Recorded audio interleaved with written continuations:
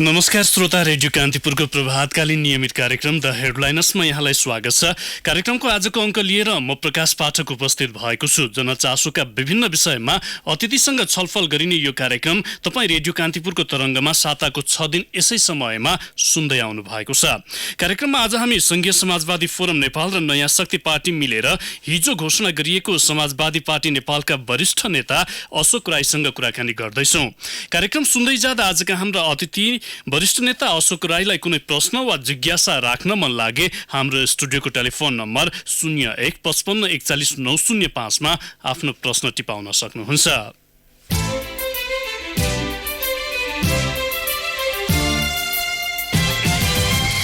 नेपाली राजनीतिमा हरेक वर्ष नयाँ दल निर्माणसँगै छुट्टा छुट्टै अस्तित्वमा रहेका दलहरू बीचको एकता पनि भइ नै रहेको हुन्छ। अवसरको खोजीमा छुटिएका दलहरू आफ्नो शक्ति बढाउन विभिन्न दलसँग एकता प्रक्रियामा गएका छन्। यसैको पछिल्लो श्रृङ्खलाका रूपमा संघीय समाजवादी फोरम नेपाल र नयाँ शक्ति बीच हिजो भएको एकतालाई लिन सकिन्छ। तर रोचक कुरा के पनि छ भने जुनसुकै दलहरू बीच एकता घोषणा हुँदा आफूलाई वैकल्पिक राजनैतिक शक्तिका रूपमा चित्रण हुँदै आएको छ। पछिल्लो एकता घोषणामा पनि सोही कुरा दोहोरिएको छ। नयाँ शक्ति संघको एकता प्रक्रियापछि गठित समाजवादी पार्टी नेपालको भावी रणनीति र एकताको औचित्यका विषयमा केन्द्रित रहेर सो पार्टीका वरिष्ठ नेता अशोक राईसँग आज हामी कुराकानी गर्दैछौँ। कुराकानीका लागि आजका हाम्रा अतिथि वरिष्ठ नेता राई यति बेला हाम्रो टेलिफोन सम्पर्कमा हुनुहुन्छ। अशोकज्यू नमस्कार, स्वागत छ कार्यक्रममा। धन्यवाद यहाँहरूलाई। सुरुवातमा त बधाई पनि छ, लामो प्रयासपछि पार्टी एकता प्रक्रिया टुङ्ग्याउनु भएको छ, त्यसका लागि धन्यवाद। दुई फरक धारमा रहेका दलहरू बीचको एकता प्रक्रिया चाहिँ कसरी सम्भव भयो? फरक धार थिएन, धार एउटै थियो। त्यसलाई चाहिँ नै मिलाउनको लागि अलिकति हामीले प्रयत्न गरेका थियौँ। त्यो प्रयत्न सार्थक भयो र खास गरिकन पार्टी एकता भन्दाखेरि विचारको एकता, संगठनको एकता र भावनाको एकता, यी तीनवटा कुराहरू चाहिँ जरुरी हुन्छन्। हाम्रा विचारहरू एकदमै निकट थिए, मुद्दाहरू जो हामीले उठाएका थियौँ तिनीहरू एकदमै निकट थिए। तिनीहरूलाई हामीले करिब 2 वर्षदेखि एक ठाउँमा ल्याएका थियौँ। संगठनलाई एक ठाउँमा ल्याउन केही बाँकी थियो, त्यो संगठनलाई पनि एक ठाउँमा ल्यायौँ हामीले र हिजोबाट घोषणा गऱ्यौँ। अब हाम्रो बीचमा भावनात्मक एकतालाई सुदृढ गर्नुपर्ने आवश्यकता छ।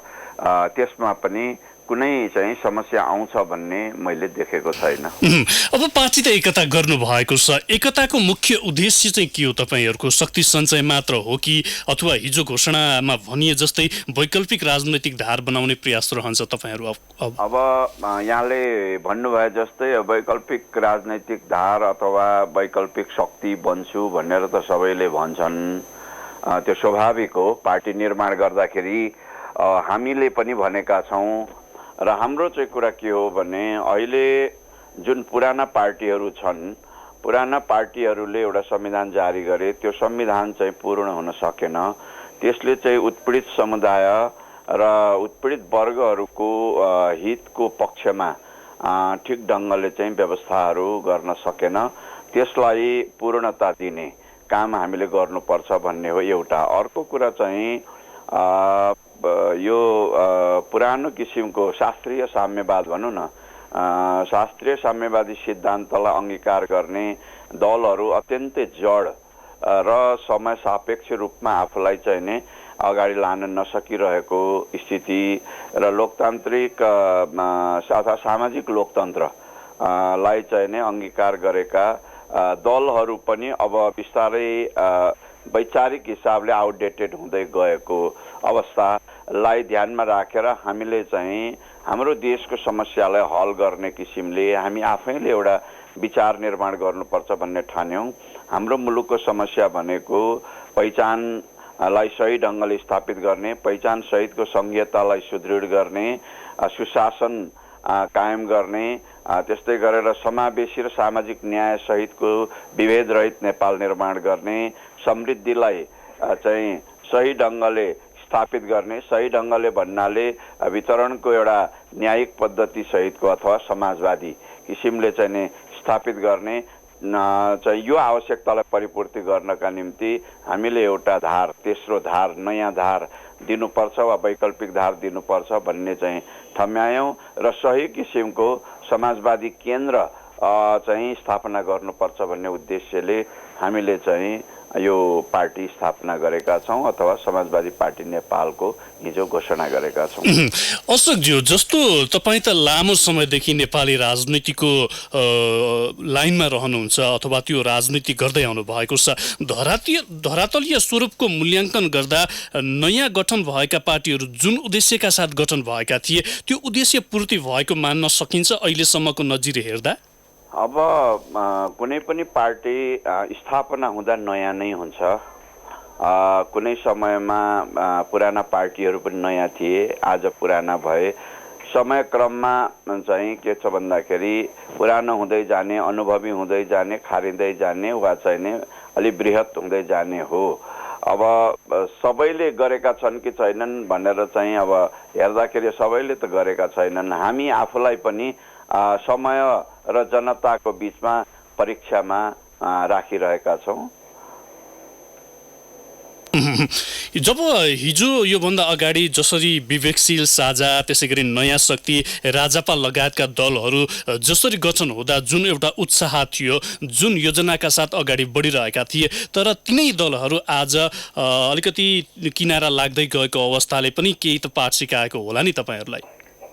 एउटा कुरा के छ भने नेपाली जनताले नयाँ चिज आयो भन्दैमा पुरै अङ्कमाल गरिहाल्ने, आत्मसात गरिहाल्ने, स्वीकार गरिहाल्ने र त्यसलाई नेतृत्व सुम्पिहाल्ने कुरा गर्दैनन्। त्यो विगतमा पनि गरेका छैनन् र अब पनि गर्दैनन् भन्ने मलाई लाग्छ। नेपाली जनता अत्यन्तै बुद्धिमान छन्, धेरै सतर्क पनि छन्। यो च्याउम्रे जत्तिकै उम्रिएका पार्टीहरूमध्ये को सही हो, को गलत हो, को दिगो हुन्छ, को टिकाउ हुन्छ भन्ने कुरा हेरेर फुकी नै उनीहरूले चाहिँ मतदान गर्ने गरेको अवस्था देखिन्छ। त्यसकारणले गर्दाखेरि हामीले पनि कुनै चाहिँ यो एकता घोषणा गर्ने बित्तिकै, नयाँ पार्टी चाहिँ घोषणा गर्ने बित्तिकै रातारात हामी चाहिँ एकदम भइहालौँला भन्ने हल्का विश्वासमा चाहिँ हामीले पनि यो बनाएका छैनौँ। हामीले मेहनत गर्नुपर्ने अवस्था छँदैछ र खास गरिकन पार्टी एकताको सन्दर्भमा अघि नै मैले भने भावनात्मक सङ्गठनात्मक एकता घोषणा गरिसकेपछि पनि भावनात्मक एकता हुन सकेन भने ती पार्टीहरू फेरि टुक्रिने अवस्था चाहिँ आउँछ। किनकि पार्टी निर्माणको सिलसिलामा नयाँ पार्टी निर्माण गर्नु जति गाह्रो छ त्योभन्दा गाह्रो छ दुईटा पार्टीलाई एकता गर्नु, र एकता गर्नु जति गाह्रो छ त्योभन्दा गाह्रो छ त्यसलाई टिकाउनु, दिगो बनाउनु, र दिगो बनाउनु भन्दा पनि गाह्रो छ त्यसलाई सार्थक बनाउनु। त्यसो भएको हुनाले यो आफैमा एउटा च्यालेन्जिङ जब हो, आफैमा एउटा चुनौतीपूर्ण काम हो र निकै मेहनत गर्नुपर्ने, निकै एउटा उसमा चाहिँ नि संयमपूर्वक, धैर्यतापूर्वक चाहिँ नि यसलाई चाहिँ नि अगाडि लानुपर्ने हुन्छ। त्यो कुरामा हामी चाहिँ प्रष्ट छौँ। अशोकज्यू, जस्तो अब हिजो तपाईँहरूले पार्टी जसरी एकता गर्नुभएको छ, एकता भएको एउटा दल सरकारमा उप प्रधानमन्त्री सहित रहेको छ, अर्को नयाँ शक्ति पार्टी सरकार बाहिर रहेको थियो। अब सरकारबाट तत्काल हट्ला या नहट्ला भन्ने दुविधा पनि रहिरहेको छ। तत्काल हट्ने अवस्था रहन्छ अथवा हिजो भने जस्तै सङ्घीय समाजवादी फोरमले संविधान संशोधनका लागि अघि सारेका विषयमा सरकारले प्रतिबद्धता जनाएपछि सरकारमै रहिरहने अवस्था रहन्छ? अब संविधान संशोधन गरेर यसका विकार विकृतिहरूलाई हटाउनुपर्छ, यसका चाहिँ असमान विभेदकारी चाहिँ व्यवस्थाहरूलाई हटाउनुपर्छ, यसको स्वीकार्यतालाई बढाउँदै लानुपर्छ भन्ने कुरामा पूर्व नयाँ शक्ति पार्टी र हामी सङ्घीय समाजवादी फोरम नेपाल दुवै नै स्पष्ट छौँ वा दुवैको यो एउटै विचार हो। अहिले सरकारमा रहने सन्दर्भमा पनि हामी त्यहाँ कुनै सुविधा लिन, त्यहाँ कुनै किसिमले जागिर खान मात्रै नगएर प्रधानमन्त्रीजीले चाहिँ संविधान संशोधन गर्छु, तपाईँहरूका चाहिने मुद्दाहरूलाई पनि सम्बोधन गर्ने गरी र यो संविधानमा अरू पनि त्रुटिपूर्ण कुराहरू छन्, सच्याउनु पर्ने विकारहरू छन्, तिनलाई पनि सच्याउने गरी संविधान चाहिँ संशोधन गर्छु भनेर मौखिक रूपमा पनि वचन र विश्वास दिलाउनु भएको र लिखित रूपमा पनि कागज गर्नुभयो। कागज त अझै उहाँहरू दुईजनै अध्यक्षले चाहिँ नि दस्तखत गरेर गर्नुभएको छ। त्यस विश्वासमा हामी गएका हौँ र हामीले चाहिँ यो कामलाई थालौँ भनेर एकपटक प्रधानमन्त्रीलाई स्मरण गराएका छौँ र बारम्बार हामी चाहिँ नि सार्वजनिक रूपमा पनि होइन यो संविधान संशोधनको लागि भनेर हामीलाई बोलाउनु भएको, हामी त्यहाँ छौँ सरकारमा। हामीलाई चाहिँ के भन्दाखेरि त्यो संविधान संशोधनको प्रक्रियामा चाहिँ नि सामेल गराउनु न, अगाडि बढाउनु न त्यसलाई भने हामीले चाहिँ सरकारमा रहने औचित्य सिद्धिन्छ भनेर ध्यानाकर्षण गराइरहेका छौँ। अब एकतापछि फेरि एकपटक हामी चाहिँ प्रधानमन्त्रीजीलाई ध्यानाकर्षण गराउँछौँ, त्यसपछि मात्र यसबारेमा के गर्ने भन्ने टुङ्गो हाम्रो हुन्छ। त्यो सम्भावना चाहिँ कतिको देख्नु भएको छ तपाईँले? सम्भावना त अब जनताले पत्याएको यति चाहिँ सशक्त बहुमत सहित चाहिँ सरकारको नेतृत्व गर्दै हुनुहुन्छ प्रधानमन्त्रीजीले। हामी सामेल भएपछि 2/3 एउटा चाहिँ के भन्दाखेरि समर्थन पनि उहाँलाई छ, केही बाधा छैन भन्ने देख्छु। त्यसकारणले प्रधानमन्त्रीजीले चाहने बित्तिकै यो सम्भव हुन्छ। उहाँले चाहनु भएन भने त अब केही पनि हुन सक्दैन। त्यसो भएको हुनाले अब उहाँलाई हामी छलफल गर्छौँ, एकचोटि कुरा गर्छौँ, त्यसपछि मात्रै यसबारेमा कसरी जाने टुङ्गो गर्छौँ। अब तपाईँहरूले हिजो एकता गर्दा जसरी एउटा बुँदामा दुई दलबीच देश अझै पनि सङ्घीय संरचनामा गइ नसकेको भन्दै साँचो अर्थमा राज्यको पुनर्संरचनाका लागि 11 प्रदेशको परिकल्पना अघि सार्नु भएको छ। यो चाहिँ आवश्यकता किन थियो अथवा नयाँ द्वन्द्वको सुरुवात गर्नुभएको तपाईँहरूले? फेरि यो हामीले अगाडि सारेको होइन। यो संविधान सभा जारी रहेकै बेलामा यो चाहिँ राज्यको पुनर्संरचना तथा राज्य शक्तिको बाँडफाँड सम्बन्धी संवैधानिक आयोग, उच्च स्तरीय सुझाव आयोगले दिएको सुझाव अनुसारको कुरालाई संविधानमा सामेल गर्नुपर्छ भनेर उबेला पनि हामीले भनेका हौँ। अब पुराना दल भन्छौँ, अब उहाँहरूले चाहिँ नि अब जिम्मेवारीपूर्वक लिनु भएन, यसलाई सामेल गर्नु भएन। यो अनुसार चाहिँ संविधान बनाइएन भने मुलुकमा द्वन्द्व हुन्छ, अशान्ति हुन्छ र वास्तवमा उत्पीडित समुदायहरू जो चाहिँ नि यहाँका आदिवासीहरू हुन्, जनजातिहरू हुन्, यहाँ चाहिँ लामो समयदेखि यो मुलुकका चाहिँ नि प्राचीन समयदेखि नै यो मुलुकलाई आवाज गरेर बसेका हुन्। यहीँ उनीहरूले भाषाको सृजना गरे, यहीँ उनीहरूले संस्कृतिको सृजना गरे, सभ्यताको सृजना गरे। अब उनीहरूको चाहिँ भावनामाथि चोट लाग्दछ। यो चाहिँ पृथ्वीनारायण शाहले चाहिँ राज्य विस्तार गर्ने क्रममा चाहिँ के छ भन्दाखेरि हार्ने र जित्ने अवस्था चाहिँ सिर्जना भयो यहाँका चाहिँ नि बासिन्दा र गोर्खालीहरूका बिचमा। गोर्खाली फौजले विजय गर्दै गयो र त्यहाँका चाहिँ नि भोरे टाकुरे चाहिँ नि प्रिन्सिपालिटिजहरू चाहिँ हार्दै गए। त्यसले एक खालको चाहिँ आजसम्म पनि जित्ने र हार्नेको अवस्थामा नेपालीहरूको मानसिकता विभाजित छ। यो मानसिकतालाई चाहिँ नि एक ठाउँमा ल्याउन जरुरी छ। अब हार्ने पनि कोही छैन, जित्ने पनि कोही छैन, हामी सबै समान छौँ किनकि डेमोक्रेसी आइसकेको छ, होइन, गणतन्त्र आइसकेको छ। संघीयताको माध्यमबाट त्यसलाई चाहिँ समानतायुक्त बनाएर जानुपर्छ। कोही जित्ने छैन, कोही हार्ने छैन, हामी सबै नेपाली हौँ, बराबर छौँ। सबैलाई चाहिँ नि सांस्कृतिक रूपमा, भाषिक रूपमा, जातीय रूपमा, क्षेत्रीय रूपमा, लैङ्गिक रूपमा, वर्णगत रूपमा र समाजवाद मार्फत वर्गगत रूपमा पनि हुने र नहुनेको ग्यापलाई पनि परिपूर्ति गरेर समानता चाहिँ नि दिनु पर्दछ। रोजगारी अविकास र चाहिँ के भन्छ गरिबीलाई अन्त गरेर रोजगारीको सिर्जना गरेर बेरोजगारीको अन्त गरेर यो समानतालाई चाहिँ नि अगाडि बढाएर लानु पर्दछ। त्यो सब गर्नका निम्ति यो चाहिँ नि के छ भन्दाखेरि 11 प्रदेश जो उच्च स्तरीय सुझाव आयोग डाक्टर मदन परियारको सभापतित्वमा चाहिँ नि बनेको थियो, त्यसले अगाडि सारेको 10+1 प्रदेशलाई स्थापित गर्नुपर्छ। यो नै अहिले चाहिँ नि शान्तिको लागि, स्थिरताको लागि, मेलमिलापको लागि, सुदृढ राष्ट्रिय एकताको निम्ति चाहिँ नि जरुरी सूत्र हो भनेर हामीले त्यसलाई अगाडि सारेका हौँ। तर कस्तो पनि देखिएको छ भने 7वटा प्रदेश फेममा गइसकेको छ। मुलुकमा त्यही 7वटा प्रदेश धान्नका लागि पनि निकै गाह्रो हुने सङ्केत विभिन्न कुराहरूले हामीले देखिसकेका छौँ।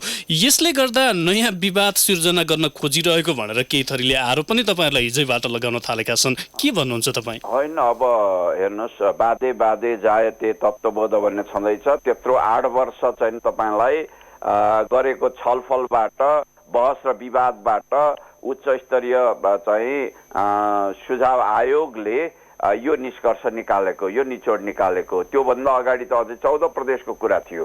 त्यसले गर्दाखेरि बहस विवादलाई नै तपाईँको उ गर्न खोज्ने, अस्वीकार गर्न खोज्ने प्रवृत्ति चाहिने त्यो यथास्थितिवादी प्रवृत्ति हो। नयाँ चिजलाई चाहिने आत्मसात गर्न नचाहने प्रवृत्ति हो।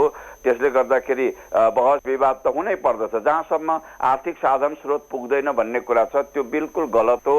अहिले चाहिने 7वटा प्रदेशलाई चाहिने पनि अधिकार दिन नचाहने प्रवृत्ति, सबै चिज आफूमा केन्द्रित गर्ने, सबै चिज एक ठाउँमा केन्द्रित गर्ने त्यो एकात्मक चाहिने राज्य व्यवस्थाको प्रवृत्ति, कमिसन तन्त्र, भ्रष्ट तन्त्र, तपाईँलाई यो जुन भ्रष्टाचार र सारा साधन स्रोत चाहिँ आफ्नो हातमा लिने, भ्रष्टाचार गर्ने, अनि त्यसपछि चाहिँ के छ भन्दाखेरि साधन स्रोत चाहिँ पुग्दैन भन्ने यो प्रवृत्तिको कारणले गर्दाखेरि हो। यो प्रदेशहरू चाहिँ तपाईँलाई खालि केन्द्र आश्रित अथवा सङ्घीय सरकारमाथि आश्रित अथवा एक ठाउँमा आश्रित हुने खालको चाहिने प्रवृत्ति चाहिँ सङ्घीय प्रवृत्ति होइन। वास्तवमा प्रदेशहरूलाई अधिकार दियो भन्दाखेरि उनीहरूले चाहिँ आत्मनिर्भर हुने चाहिँ प्रयत्न पनि गर्दछन्। त्यो आत्मनिर्भरताको सम्भावना पनि छ र हामीले चाहिने यो 7वटा प्रदेशलाई क्रमशः चाहिने अब यही संविधानका तहत चाहिँ के छ भन्दाखेरि अगाडि लाने। अब यो सङ्घीयतामा 2टा प्रदेश मिलेर एउटा हुने पनि छुट हुन्छ र त्यस्तै गरेर एउटा प्रदेश चाहिँ नि टुक्रिएर 2टा प्रदेश हुने पनि छुट हुन्छ। त्यो व्यवस्था चाहिँ नि यो संविधानमा चाहिँ नि अलि सहज र खुला गर्नुपर्छ भन्ने पनि एउटा चाहिँ हाम्रो दृष्टिकोण हो। यो हिसाबले चाहिँ साधन स्रोतको अभावमा कुनै प्रदेश चल्न नसक्ने भन्ने कुरा चाहिँ आउँदैन। अब संविधान संशोधन भएन भने जति बेला पनि सरकार छोडेर आन्दोलनको आँधी बेहोरी ल्याउन सक्छौँ भनेर हिजो जसरी डाक्टर भट्टराईले भन्नुभयो, एकताको समय नेताहरूमा देखिएको जोस हो कि त्यो यथार्थपरक अभिव्यक्ति हो अथवा के हो? होइन, यो हाम्रो चाहिँ एक किसिमको भन्ने हो भने स्थायी चाहिँ मान्यता नै हो। हाम्रो चाहिँ सङ्घर्षका मोर्चाहरू सडक, सदन, सरकारमा पनि हामी सङ्घर्षकै निम्ति गएका छौँ भनेको कुनै उद्देश्य प्राप्ति, कुनै मागलाई अगाडि सारेर चाहिँ हामीले गरेका छौँ। त्यस कारणले गर्दाखेरि यो चाहिँ के छ भने त्यो अब एकदम चाहिँ सङ्घर्षको आँधी बेहोरी उठाउने भनेर आजको भोलि नै तत्कालै त्यो उठिहाल्छ भन्ने भ्रममा पनि हामी छैनौँ। तर हाम्रा सङ्घर्षका मोर्चाहरू सडकमा हुन्, सदनमा हुन् र कहिलेकाहीँ सरकारभित्र पनि हुन् भन्ने कुरा उहाँले राख्नु भएको हो। यहाँलाई केही बेर रोक्नुपर्ने बेला भएको छ। हामी ब्रेकमा जान्छौँ। ब्रेकपछि केही श्रोताका पनि प्रश्न लिएर थप छलफल गर्नेछौँ। कृपया टेलिफोन सम्पर्कमै बसिदिन यहाँलाई आग्रह गर्दछु। अहिलेलाई भने ब्रेकको पालो।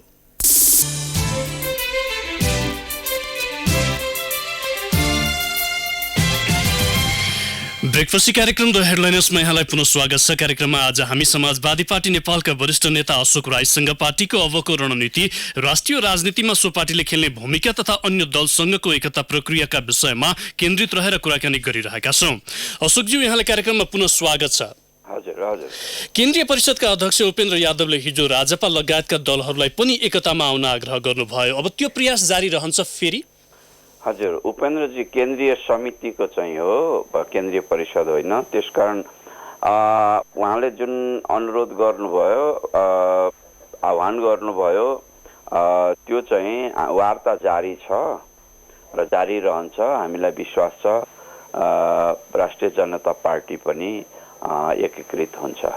हामीले धेरै श्रोताले आफ्नो प्रश्न राख्नु भएको छ तपाईँका लागि, संक्षिप्त जवाबको अपेक्षा गर्छु। सिराहाबाट चन्द्र राईले सोध्नु भएको छ, विभिन्न पार्टी बनाउनु भयो तपाईँले, अहिलेसम्म जनताका लागि चाहिँ के गर्नुभयो? पार्टी मात्रै खोलेर बसिरहनु भएको छ कि? अब जनताको लागि गर्नु भनेको चाहिँ साध्य हो। अहिले म साधनको तयारीमा नै छु। विभिन्न पार्टी खोलेको भन्दा पनि मैले खोलेको चाहिँ जम्मा एउटा पार्टी हो, सङ्घीय समाजवादी पार्टी। सङ्घीय समाजवादी पार्टीले विभिन्न पार्टीसँग एकीकृत बन्दै एउटा शक्ति आर्जन गर्ने, सङ्गठनात्मक रूपमा चाहिँ विस्तार गर्ने कामहरू गर्दै गएको छ। जनताको लागि गर्ने भनेर नै हामीले गरेका छौँ। अब के गर्ने मैले बताइसकेँ। पहिचान सहितको सङ्घीयता ल्याउने, सुशासन ल्याउने, समृद्धि ल्याउने, समाजवाद ल्याउने, विभेद रहित संविधान बनाउने र यिनै कुराहरू, समावेशी चाहिँ लोकतन्त्रलाई स्थापित गरेर जाने, यिनै कुराहरूलाई केन्द्रबिन्दुमा राखेर यो नयाँ चाहिँ समाजवादी पार्टी पनि बनेको छ। जुन कामहरूलाई गर्न पुराना दलहरूले अस्वीकार गरे, ती कामहरूलाई गरेर मात्रै यो मुलुकलाई अग्रगति दिन सकिन्छ भन्ने विश्वासका साथ समाजवादी पार्टी नेपाल घोषणा गरेका छौँ। बलभद्र आचार्यले झापाबाट सोध्नु भएको छ, पूर्व एमालेमा रहँदा अहिले कति खुसी हुनुहुन्छ? कतै बाटो बिराए जस्तो लाग्दैन तपाईँ आफैलाई? म सदैव खुसी हुने र आफैमा सन्तोष गर्ने मान्छे हुँ।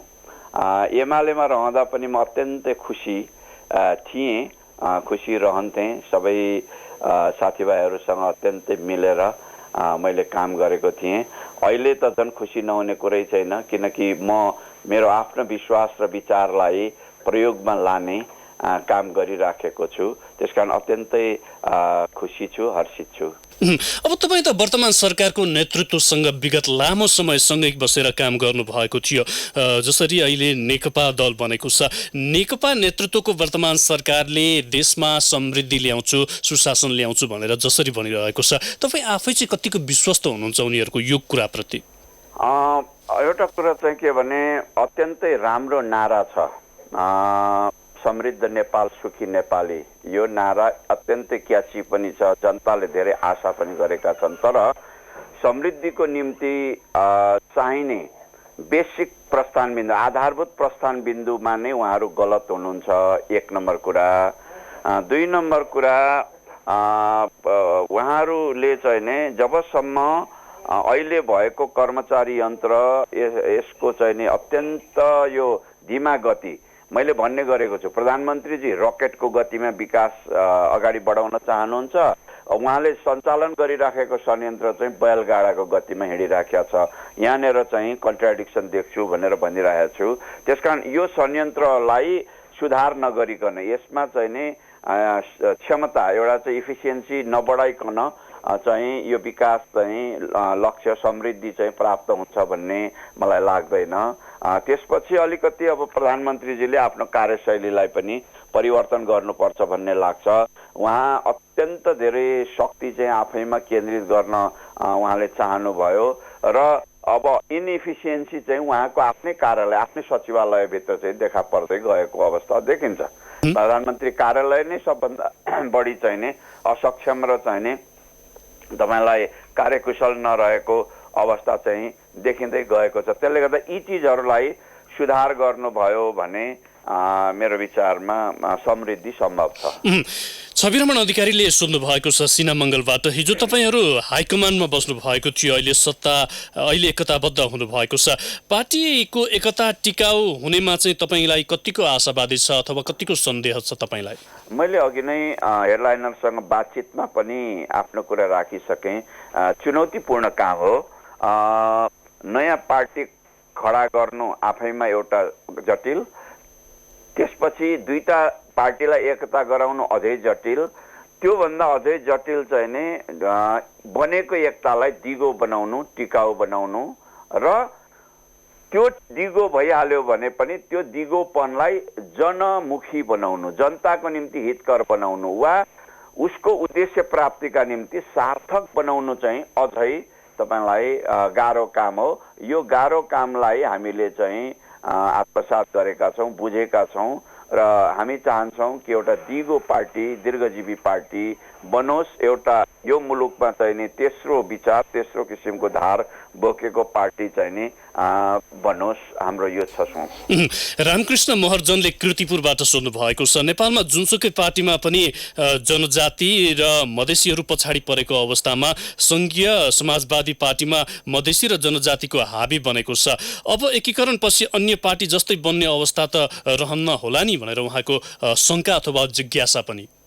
यो चाहिँ के छ भने कुनै पनि एउटा जाति कुनै पार्टीमा वा राज्यमा वा समाजमा हाबी चाहिँ बन्न हुँदैन भन्ने मान्यताका साथ हामीले यो पार्टी बनाएको र हाम्रो यो अहिले हामीले समाजवादी पार्टी नेपाल जो बनाएका छौँ यसमा पनि यहाँले भने जस्तो मधेसी र जनजाति हाबी हुने अवस्था चाहिँ होइन, हाबी हुनु हुँदैन भन्ने हाम्रो मान्यता हो। तर निर्माणाधीन अवस्थामा रहेको हुनाले कुनै क्षेत्रबाट अलिकति बढी कुनै क्षेत्रबाट अलिकति कम भएको होला, तर हाम्रो मान्यता चाहिँ कसैमाथि कोही हाबी हुने किसिमको चाहिँ पार्टी बन्नु हुँदैन, राज्य पनि बन्नु हुँदैन, समाज पनि त्यस्तो गरी चल्दैन। हामी सबै समान हौँ, सबैलाई चाहिँ समानुपातिक समावेशी चाहिँ सहभागिता दिनुपर्दछ भन्ने हाम्रो मान्यता हो। हवस् त अशोकज्यू, यहाँको अमूल्य विचार र समयका लागि यहाँलाई धन्यवाद छ। यहाँहरूलाई पनि धेरै धेरै धन्यवाद।